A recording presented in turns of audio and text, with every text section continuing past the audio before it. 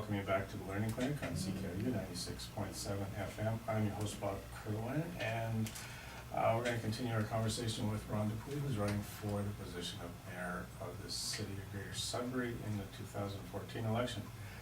Ron, we had a lot of conversation, kind of, background information and discussion of almost like philosophy of politics for a while. Let's get into some of the specifics that you have in the back of your mind for moving forward or improving or changing.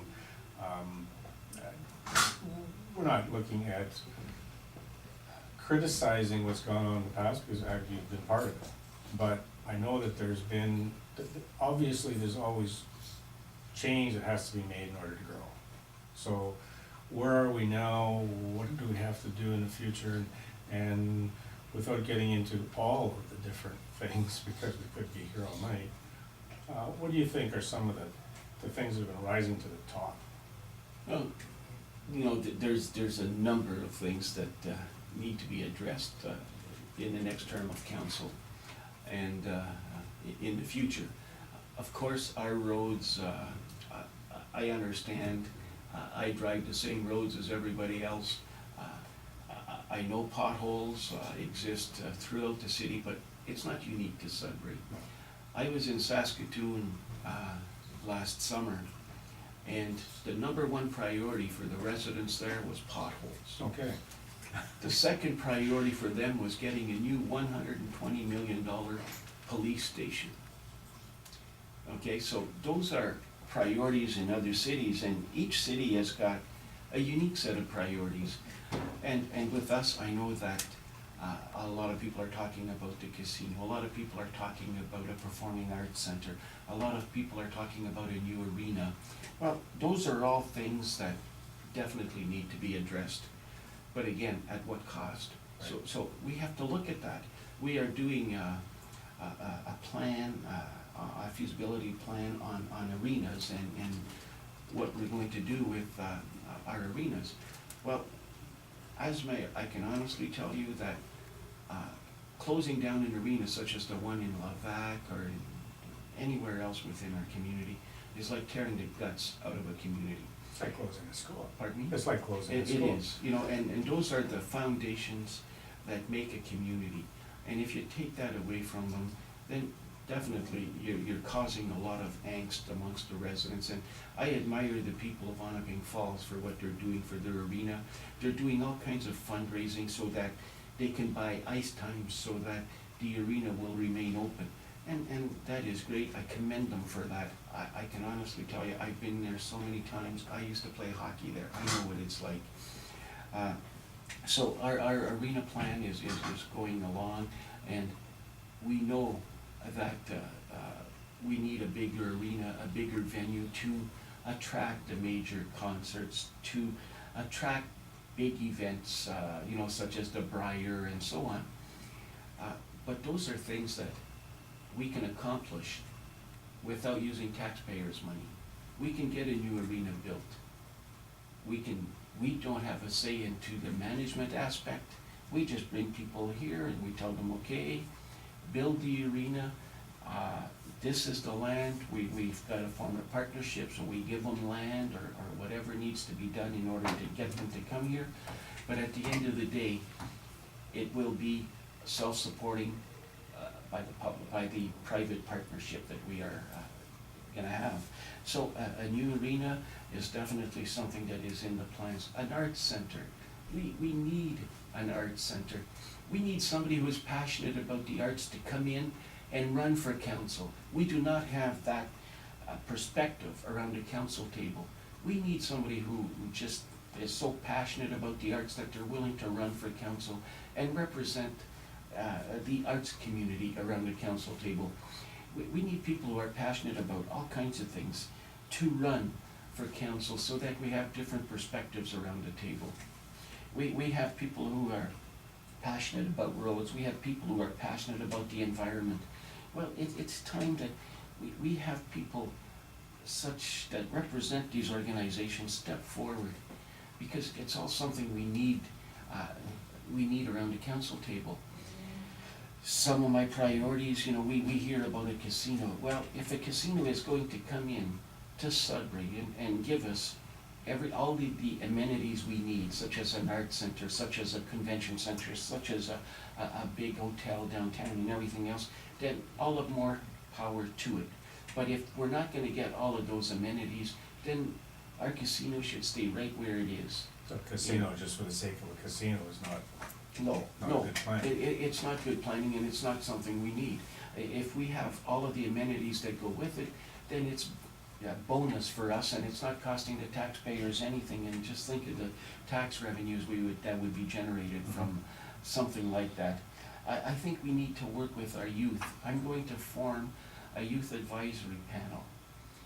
I know how successful this has been with the police services, and I know it can be just as successful with a community youth advisory panel that's going to tell us what their needs are, that's going to tell us what they want our city to be like in 20 years when they are parents and they are contributing to maybe with their taxes. You know, we have to listen to our youth. We have such bright young people in our community, and if they're not asked for their opinion, they won't give it. You have to ask. I want to meet regularly with real estate people. I want them to be able to tell us what our shortcomings are in different areas of the city, what our strengths and weaknesses. Because if somebody moves into Greater Sudbury now, they're going to go to a real estate agent and say, okay, they're going to present them with a list of what they want. And they have a pulse of what people want when they're moving into Greater Sudbury, or when they're moving from one community to another. So who better to ask for than them? I think it's a tremendous asset that we have, and it's one that we should be looking at for advice. There's so many other little things, and I will be developing my platform. Most of it is developed, but I will be releasing it bit by bit. You know, there's so many things that we can do. We are the hub of Northern Ontario. We are the capital of Northern Ontario when it comes to education, when it comes to healthcare, when it comes to retail, when it comes to mining expertise. There's nobody can offer what we do. We have, you know, people who are willing to work. We have people that are available in any trade you can think of that are willing to do what it takes to get a permanent job, a well-paying job. We owe it to our citizens to attract that type of industry here. What I'm hearing, and what I've personally mentioned to people that ask what my position is on certain things, I've tried to explain to them that I would rather have a group of 13 people sitting around the table who would say, our position is to make the best decision based on the information we've got at hand on any issue that comes up, and not coming in there with a set idea that it doesn't matter what information we get, we're voting this way. And I think what you basically described is the protocol for making sure that the information that you have in front of you when you're making a decision is the best information that you can make the decision on. I'm sure that it's obvious that sometimes you change your mind when new information comes forward. That if you would have had that information prior to making the decision, you would have made a different decision. And I don't think that's a bad thing. I worry when I hear people saying, this is my platform on this issue and I'm never gonna change it. I get frightened when I hear people say that, because in this day and age, we have so many outside influences and so many factors coming into play that it's so hard for anyone to even know what their position is going to be on certain issues a month from now, a year from now, 5 years from now. But at least if you have this mindset that you're gathering, it's a way of gathering the information so that as you're moving forward, the decisions you make at least are bringing you toward that common vision. To me, I think that's what it's all about. It sounds as if that's what you're describing. You really haven't been specific on any particular thing, but it's, you know what, hey, if we can get the casino owner to provide us with some of these other things we need, makes sense. If we can't, doesn't make sense. To me, I think I guess that must be part and parcel with the difference between a person who is on a ward seat as opposed to the mayor, but at the same time, even in a ward situation, it's hard to make a decision on specific items, because you may go to council and the other 3 or 4 people may give you information that will change your mind. So it's tough. And that happens. Yeah. It happens all the time. And, you know, you can't go in there with a preconceived notion. What you've got to go in, first of all, we get our agendas and our minutes on a Wednesday night for the following week. So a typical week for me is on Wednesday night, I get my mail, I glance at correspondence that I need to address, I put it in a pile, I read my minutes that night. I don't do anything with the minutes or with my agendas, I just read them, okay?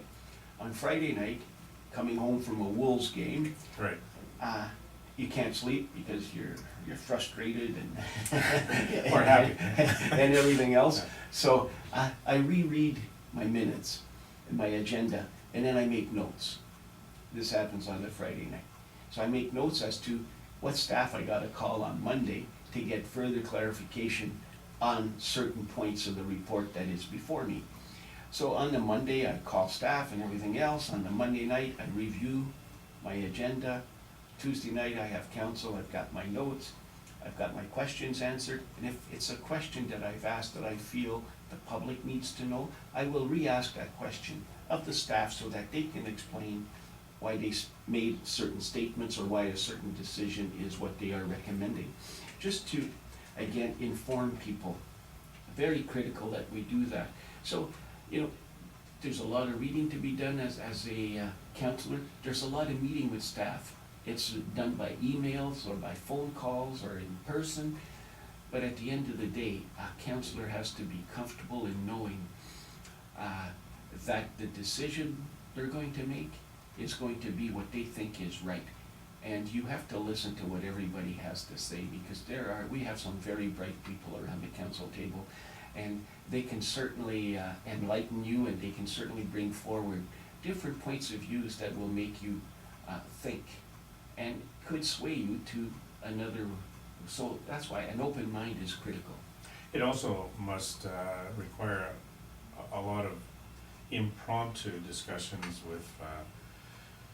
with residents at the coffee shops or in the grocery stores or at community events where as you are sitting there making your decision, you have to be pretty confident that the decision you're making is going to be supported by the people that voted you to represent them, because you are their voice.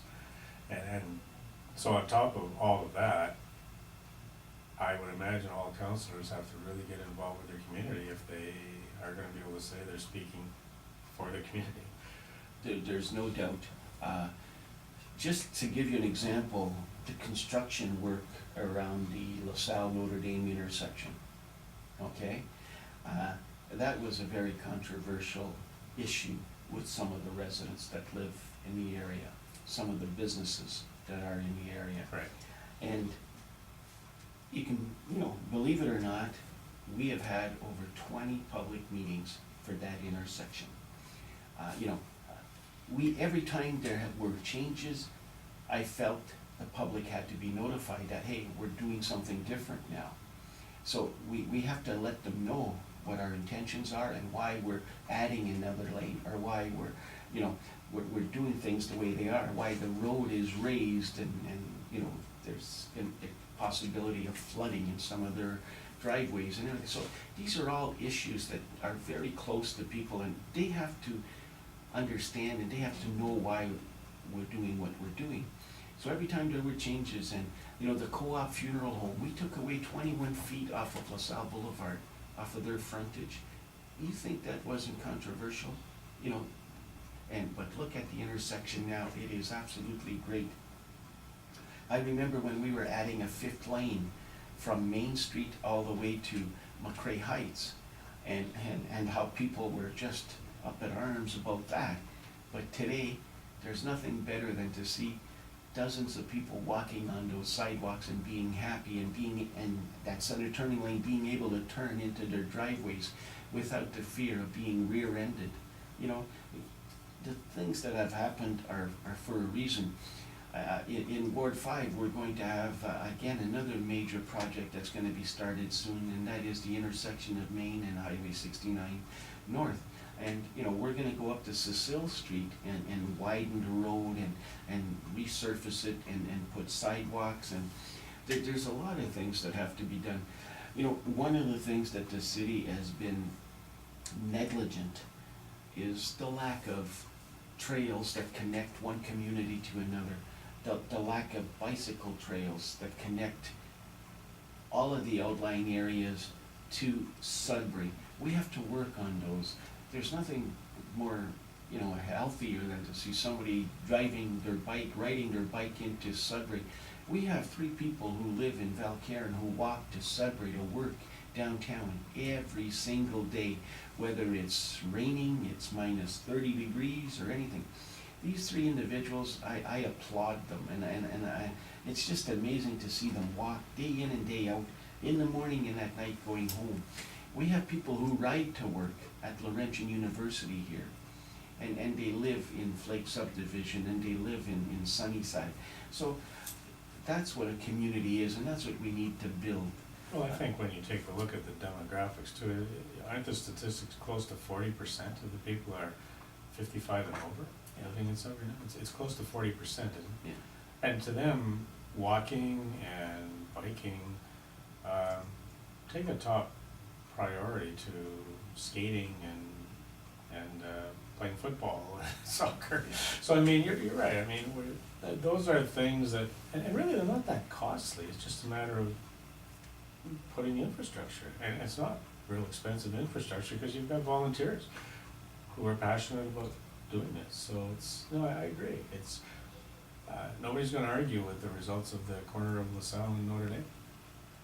They complained, I was one of them, about the interference of the driving when the construction was on. But now I don't think you have to wait more than 2 lights at any time of day to get through. Yeah, there's some pain when you're pulling a tooth. There's going to be a little bit of pain till you get the tooth pulled, but at the end of the day, you're much healthier for it. When we're talking about the LaSalle Notre Dame intersection, and you know, we added a couple of lanes of traffic and we took away a lot of property, but at the end of the day, I knew we would have issues, and so did the residents, with the snow. Because where do you store the snow now? I mean, you know, there's no room left. Mm-hmm. The driveways are very short, and so that was an issue this winter, and we had to remove the snow, you know, at least once, and we had a terrific amount of snow. But again, those are concerns that were valid, and people have to be listened to. Well, what's interesting, when we talk about the big picture, is if you don't have any place to put your snow, that to that homeowner is more important than the casinos and the art centers and the arenas. Like, that is their priority. And I think you're right, as counselors and as government leaders, we have to understand that when we get a phone call from somebody, to them, that's the most important thing in their life right now. Doesn't matter if we're thinking about the big picture. To them, the way we handle that issue with them is critical. It's huge. And rightfully so. Yeah. You know, It's over there. we have to provide people with safe access and egress from their property. And that is part of our mandate. It's something we need to do, and it's something that we need to understand, that when somebody calls us, we're able to act on that and make sure that it is done. Mm-hmm. Or at least let them know that we're trying. We're doing what we can. What about public meetings? Because one of the interesting things about public meetings is you can schedule public meetings and you can call public meetings all you want. But generally there's so few people that attend the public meetings that it's that silent majority that is not there that you also have to be concerned about. How do you, and this is a sincere question, how does a person deal with that when you're involved in politics? Because you're providing the opportunity for information. When people don't come, how do you move forward and get the information out? It's fairly easy.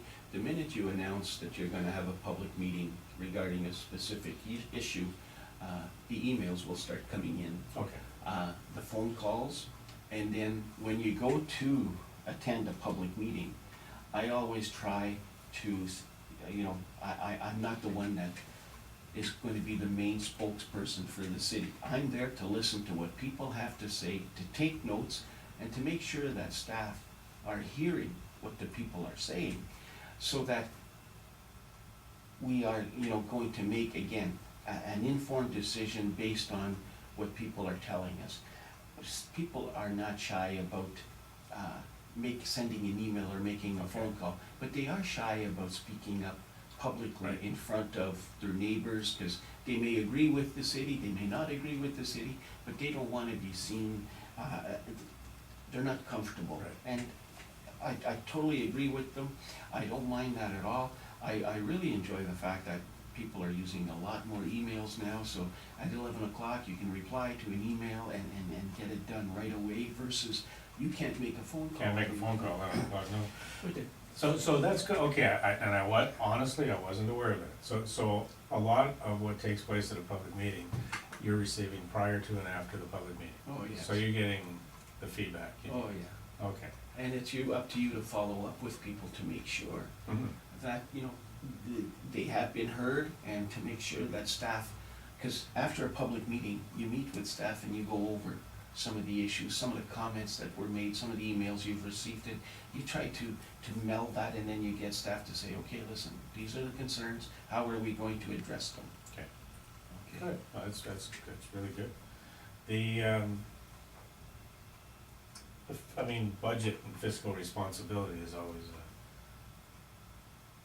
probably one of the least desirable things that you have to work on, but I guess in a way, municipalities are really behind the eight ball, because an awful lot of the money that we get locally is really controlled. It's beyond our control, isn't it?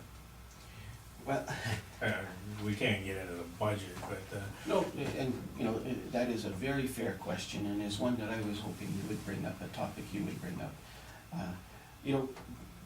The transfers from the province are not what they used to be. So, prior to amalgamation, and it's funny that everything that happened around it's a amalgamation, turning point. The province decided, okay, we're not gonna pay for this, we're not gonna pay for this, and it's up to the municipalities to pay for it. One of the biggest challenges that we as a municipality have, besides our roads, is our public housing.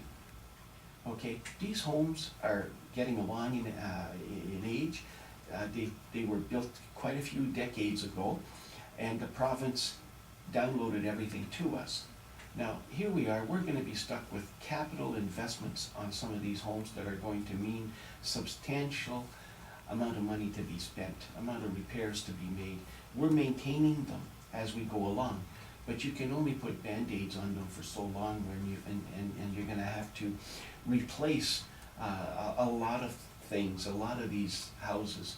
That is going to cost us huge amounts of money, and we're not gonna get any assistance. So we have to start planning for that.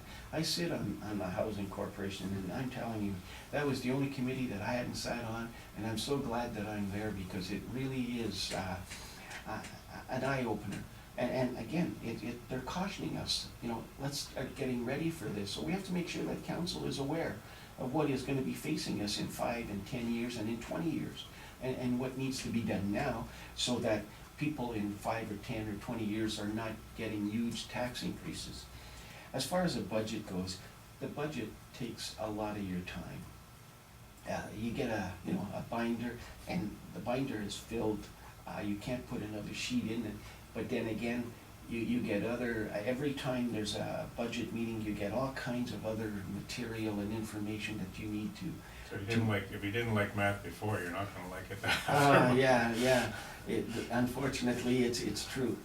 But, when we look at things, and you look at a $500 million budget, annual budget, you say, my gosh, we should be able to find some savings in it. And I've always, on an annual basis, I challenge staff to drop 5% from their budget. And it doesn't get the will, it's not the will of council. And I respect that, that's fine. Maybe I'm not making my sales pitch the way it should be. So I keep trying to refine it year after year. But I can honestly tell you that is something that I will be bringing up again. I'm not asking them to cut snow plowing by 5%, but just their overall budget. There's gotta be room in there to cut 5%. If there isn't, then we have problems. Yeah, and that makes a big difference on $500 million. Well, it's significant, you know what, and then we'd be able to absorb a lot of the things that are recommended and so on. You know, there's so many things to look at when it comes to budget, and we have got a finance staff that works so hard. They're understaffed, but you know what? They are committed to their job and they love what they do, and thank God we have them, because it's not an easy position to be in. And it doesn't sound as if it's gonna get any easier with the downloading and responsibilities on the local taxpayer. It's almost as if the province and the federal government are adopting a user pay approach. That if you wanna live in a municipality, you pay for your living in that municipality, which again is not fair, because there's so many municipalities that have difficulty generating revenue, which I guess leads possibly into another topic, economic growth and development. I can remember when, before amalgamation, we had a lot of talk in the valley about how to grow the economic base of the valley. And I remember when we built the Howard Armstrong Recreation Center, one of the reasons was, by having a center like that, you're going to attract more people to live in the valley, you're going to attract more businesses. If you didn't have that center to attract people, then they'd go elsewhere. So how do we do this on a greater Sudbury basis? Because if we are the hub of Northern Ontario, we should, do you think we're attracting as many businesses and factories as we can? You know, we are definitely attracting our share, for sure. Could we do more? Yes. You know, once the 4-laning of Highway 69 South is finished, it's going to be almost like a 3.5 hour drive from Toronto to Sudbury. It's 4 hours to Brampton from our driveway right now. So this is something that is going to be advantageous to us. We have, our industrial parks are growing everywhere. Like, you know, we'll take Valley East, for example. We're into a third phase in the industrial park there. We've purchased another 40 acres, and there's already some of those lots that have been sold. When we looked at the industrial lands, we didn't want to make money off of that. We just wanted to attract businesses, attract jobs. And that's why it was so successful. The Walden Industrial Park.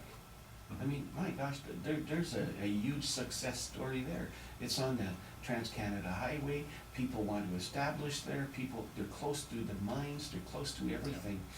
Fielding Park is another park, industrial park that is just, you know, it's booming. There's a lot of work that needs to be done.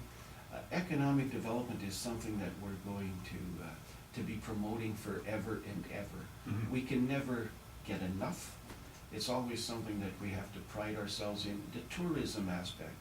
We have to work on attracting tourism from within Canada. You know, a few years ago we were told that the province of Quebec was the province that visited other provinces the most. And we need to capitalize on that to make sure that they come to a municipality, to Sudbury, where we are, you know, we have a lot of people who are francophone, and we have a lot to offer to them.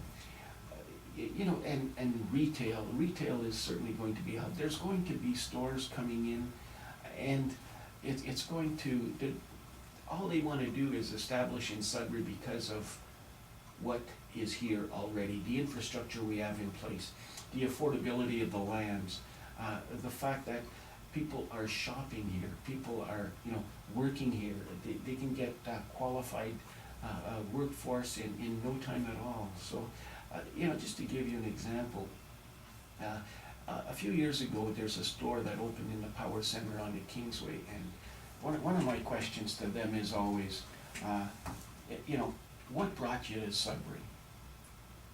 And this Canadian president of this